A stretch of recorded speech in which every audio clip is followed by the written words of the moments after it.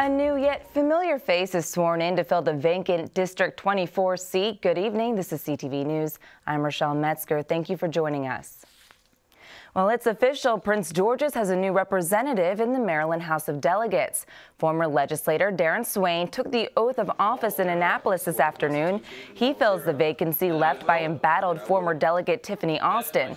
Swain, an assistant vice president for alumni relations at Bowie State University, served in the House from 1999 to 2003. He says he's thankful and excited to be back. We're in a very extraordinary moment here, not just in these chambers, but I would dare say in the country. I just want to make sure that I have an opportunity, Mr. Speaker, to do my part and in making sure that we seize the moment here in the state of Maryland. Delegate Swain will be an outstanding addition to our delegation because he already has experience. He knows where the bathrooms are. We don't have to train him. He comes ready to hit the ground running, and that's what we really need. We have a lot of controversial and challenging issues that we have to address, and it's great to have someone who I can trust to already understand the process and to be able to make a real contribution to our delegation. Swain will fill out Alston's term, which will expire next year. He's one of 3 delegates representing the 24th District, which includes Capitol Heights, District Heights, Fairmont Heights, and Seat Pleasant. Well, sad news tonight. A former state delegate and longtime educator has died. Officials say 83-year-old Christine Jones succumbed to injuries suffered in a fire at her home in Temple Hills last week. Jones spent 30 years as a Prince George's County teacher, specializing in physical education. From 1982 to 1994, the Democrat served as a state legislator and in her last year was an assistant majority floor leader. Jones also chaired the Maryland Legislative Black Caucus in the early 90s. Officials say she died Saturday at a Baltimore hospital after being pulled from her one-story brick house on Everest Drive Thursday. Fire spokesman said she had no pulse and was not breathing. The blaze is still being investigated but is believed to have started in a bedroom. President Obama is expected to address immigration reform tomorrow, a controversial issue he promised to make a priority in his second administration. On the eve of his speech, immigrant advocates gathered to push for a long-term solution. Denise Douglas has details. Diana Saravia is only 10, but she's pushing for change on a big issue. Because I want my brother and sister to have the same opportunities that I have, and I want my mom to be a legal worker in this country. Her sister Veronica says she is the youngest immigration reform advocate she knows.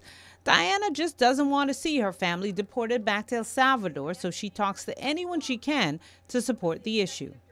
I think it's good because we want to keep our families together, and we don't want anybody else to go through deportation either. It just shows us that this is an issue that affects everybody, not just older people, especially even the young people. Many of our peers at school are actually becoming more involved, and they're like, oh, I don't want to see my mom or my sister being taken away from me. So it just shows that everybody's coming together to fight for this. The 2 girls are among a room packed with immigration, civil rights, and faith groups calling on the president and Congress to come up with a comprehensive reform plan for the 11 million undocumented immigrants in the country. Today, a group of bipartisan senators laid out a framework that would allow illegal immigrants to get their residency. Now, we are at that moment that it is quite within reach for us to reach a consensus in this country that can do justice for millions of people, but equally important, can make our economy and our democracy be what it really should be. So we welcome the fact that senators are taking initiatives. We want to look at the details of it. They are listening to the public. Veronica believes a long-term plan must include citizenship. While it's still not clear what the specifics could be, both Veronica and Diana are hopeful the future will be brighter for their family.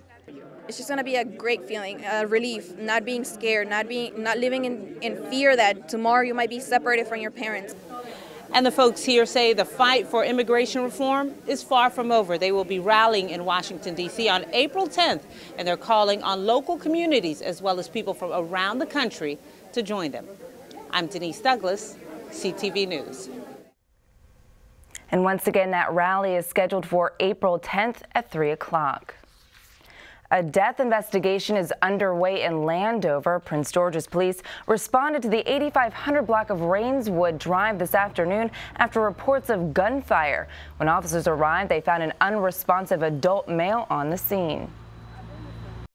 As of right now, cause of death has not been determined, and this is an ongoing investigation. We don't have a motive, or we don't have any suspect information at this time.